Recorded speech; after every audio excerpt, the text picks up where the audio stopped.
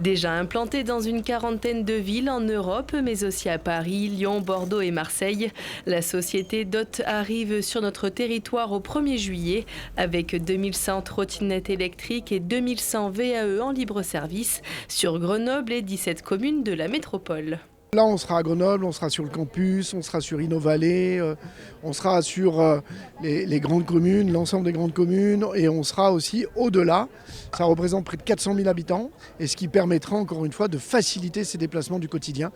Et peut-être sur certains déplacements de se dire je ne vais pas le faire en voiture.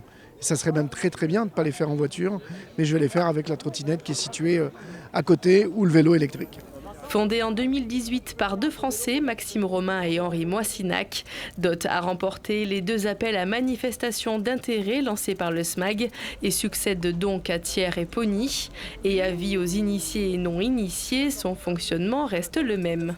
Il suffit de télécharger l'application DOT sur Android ou sur l'iPhone, mettre son moyen de paiement, donc par exemple une carte bancaire ou PayPal, et ensuite il suffit de scanner le code QR sur le vélo électrique ou sur la trottinette électrique, et voilà, vous déverrouillez le véhicule et vous êtes parti. Ensuite, effectivement, on imposera le stationnement sur l'ensemble aussi de la métropole, donc ça permettra de garantir qu'il n'y a pas de désordre sur la voie publique, et on modulera la vitesse en fonction des zones piétonnières. Donc sur des zones piétonnières, typiquement, on réduira la vitesse à 10 km/h pour réduire le risque pour les piétons.